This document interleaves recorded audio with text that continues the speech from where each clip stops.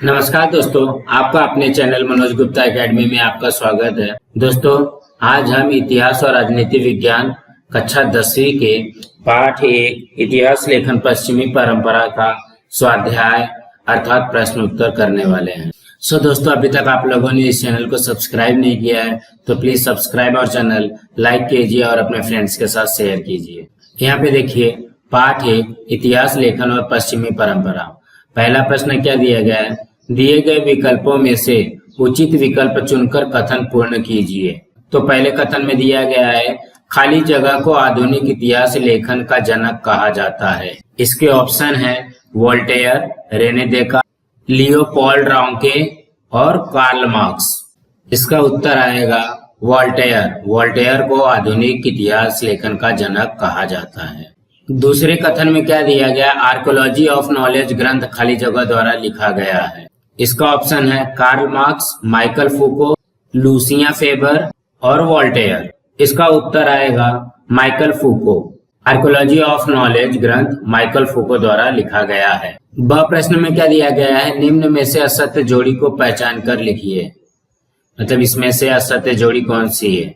George William Friedrich Hegel, reason in history, Leopold von Ranke, the theory and practice of history, Herodotus, the histories, Karl Marx, discourse on the method.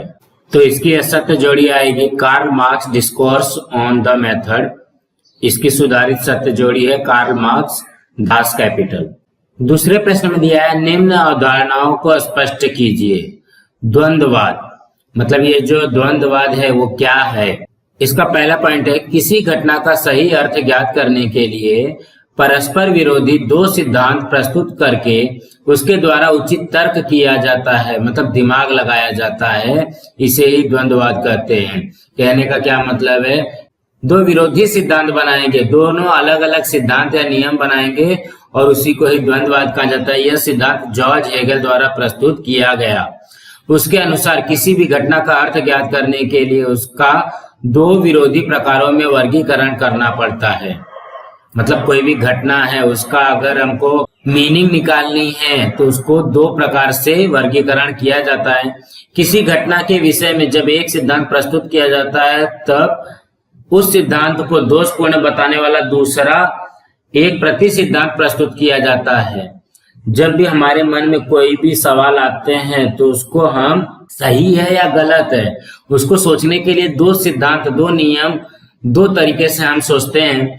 दोनों सिद्धांतों पर चर्चा करके दोनों सिद्धांतों के सार के रूप में एक समन्वयात्मक विचार प्रस्तुत किया जा सकता है। ऐसा न करने पर मानव मन को उस घटना का सही आकलन नहीं हो पाता। मतलब अगर इस तरीके से दो सिद्धांतों, जो दो विरोधी सिद्धांत हैं, उनका आकलन नहीं किया जाएगा, उनका सार के रूप में का मतलब उसका क्या निर्णय निकलता है, इस चीज पे अगर ध्यान नहीं दिया जाएगा, ऐसा न करने पर मानव मन को उस घटना का सही आकलन नहीं हो पाता, मतलब उसकी सही जानकारी नहीं मिलेगी। संक्षेप में, दो परस्पर विरोधी विचारों पर चर्चा करके एक समन्वयात्मक विचार प्रस्तुत किया जाता है। इस पद्धति को ही द्वंद्ववाद कहते हैं। अब हम दूसरा करते हैं। यहाँ पे है एनल्स प्रणाली।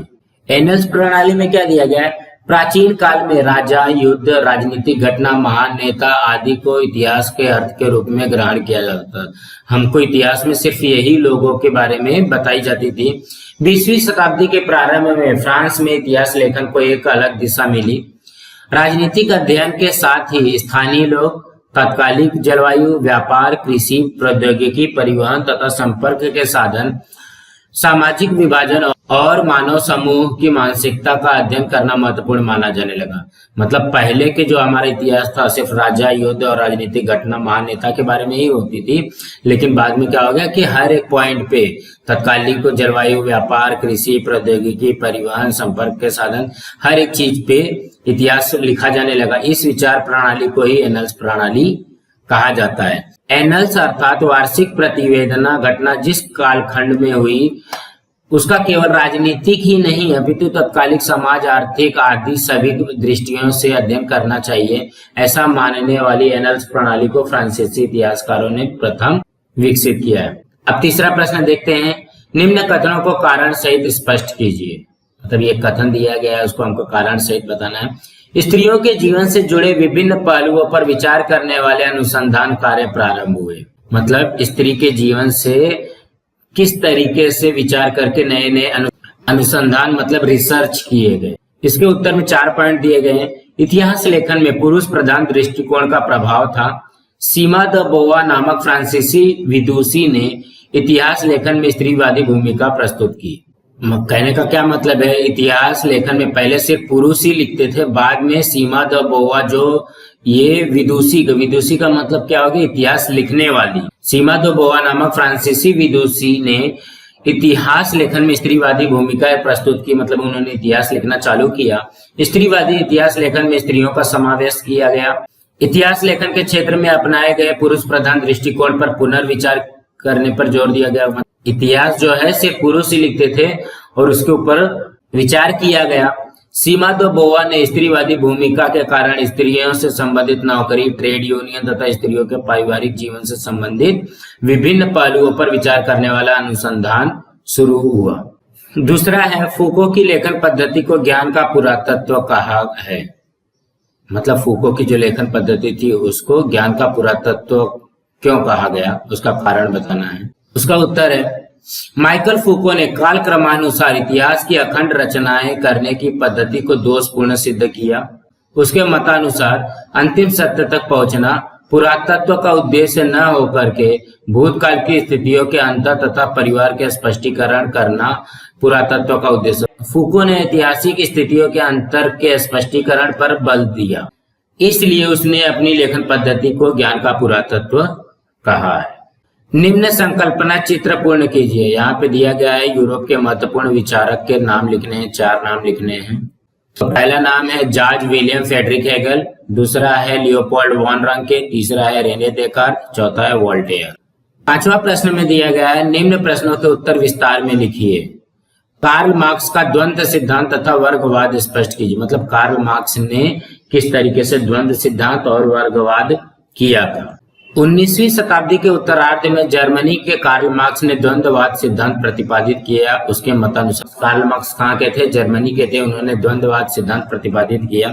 के अनुसार 5 पॉइंट है यहाँ पे। इतिहास अमूर्त कल्पनाओं का न होकर के सजीव मनुष्यों का होता है। मतलब मूलभूत आवश्यकताओं की पूर्ति के लिए उपलब्ध उत्पादन साधनों के स्वरूप और स्वामित्व पर मनुष्यों के पारस्परिक संबंध निर्भर होते हैं। मतलब जो भी इंसान की मूलभूत आवश्यकता है उसके लिए उत्पादन साधन पे और उसका मालिक कौन है, स्वामित्व पर मनुष्यों का पारस्परिक संबंध निर्भर होता है। समाज के सभी घटकों को समान मात्रा में उत्पादन के साधन नहीं मिलते। जैसे अमीर को कोई भी सामान जल्दी मिल जाएगा लेकिन गरीब को नहीं मिलेगा। इसी तरीके से बोला गया है कि समाज के सभी घटकों को समान मात्रा में उत्पादन के साधन नहीं मिलते हैं। उत्पादन साधनों में असमान वितरण के कारण समाज में वर्ग पर आधारित विषम विभाजन होने पर वर्ग संघर्ष शुरू होता है। उत्पादन साधनों पर जिस वर्ग का अधिकार होता है वह वर्ग अन्य वर्गों का आर्थिक शोषण करता है। मतलब अमीर को अगर कोई भी सामान मिला तो वो गरीब वर्गों का आर्थिक शोषण करता है। मानव इतिहास ऐसे वर्ग संघर्ष का इतिहास। दूसरा दिया गया है, आधुनिक इतिहास लेखन पद्धति की कौन सी 4 विशेषताएं हैं। आधुनिक इतिहास लेखन पद्धति की 4 विशेषता दिया गया है आपको। इस पद्धति का प्रारंभ उचित प्रश्नों का निरूपण द्वारा वैज्ञानिक पद्धति से होता है। निरूपण का मतलब हो गया प्रेजेंटेशन, उसको हम लोग किस तरीके से सामने दिखाते हैं। इस पद्धति का प्रारंभ उचित प्रश्नों के सामने से हम कैसे दिखाते हैं, वैज्ञानिक पद्धति से होता है। ये सभी प्रश्न भूतकालीन मानव समाज के घटकों द्वारा विशिष्ट कालावधि में की गई कृतियों से संबंधित होते हैं। मतलब ये सभी जो प्रश्न पूछे जाते हैं वो भूतकाल की घटना के ऊपर आधारित रहती है। इन कृतियों का संबंध दैविक घटनाओं अथवा कथा कहानियों से नहीं होता। इन प्रश्नों के ऐतिहासिक उत्तरों के लिए विश्वसनीय प्रमाणों का आधार होने से उसका निरूपण तर्क संगत होता है। मतलब ये सारे जो इतिहास के जो उत्तर हैं उसके लिए कोई भी हमको प्रमाण चाहिए, उसको सही है या गलत वो समझना चाहिए। इतिहास में मानव द्वारा की गई भूतकालीन कृतियों के आधार पर मानव जाति की गतिविधि का पर्यवेक्षण किया जाता है। मतलब इतिहास में मनुष्य द्वारा जो भी पास्ट में जो भी भूतकाल में उनकी जो कृतियां के आधार पर मानव जाति की गतिविधि का पर्यवेक्षण मतलब सुपरविजन किया जाता है कि उन्होंने इतनी गलतियां की थी तो हम अब ये गलतियां नहीं दोहराएंगे। तीसरा है स्त्रीवादी इतिहास लेखन किसे कहते हैं। इसका उत्तर दिया गया स्त्रीवादी इतिहास लेखन का अर्थ है स्त्रियों के दृष्टिकोण से इतिहास की गई पुनर्रचना। मतलब इतिहास का रचना फिर से किया गया, किसके द्वारा? स्त्रियों द्वारा। देखो यहाँ पे लिखा गया स्त्रियों के दृष्टिकोण से इतिहास की गई पुनर्रचना, मतलब इतिहास की फिर से रचना की गई।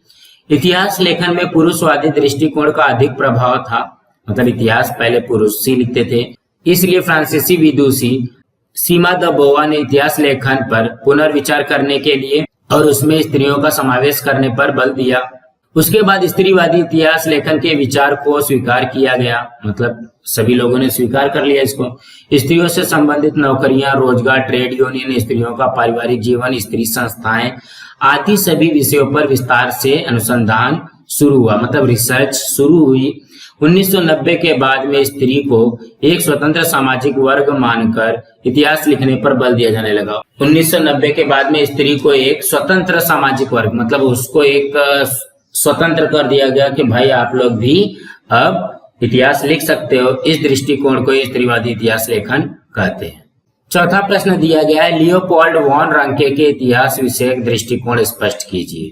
इसका उत्तर है इतिहास लेखन कैसे करना चाहिए। इस विषय में लियोपोल्ड वॉन रांके द्वारा प्रस्तुत किए गए विचारों से उसका इतिहास संबंधी दृष्टिकोण स्पष्ट होता है। उसके मतानुसार यहाँ पे 5 दिए गए हैं। पहला है आलोचनात्मक पद्धति से इतिहास का अनुसंधान हो।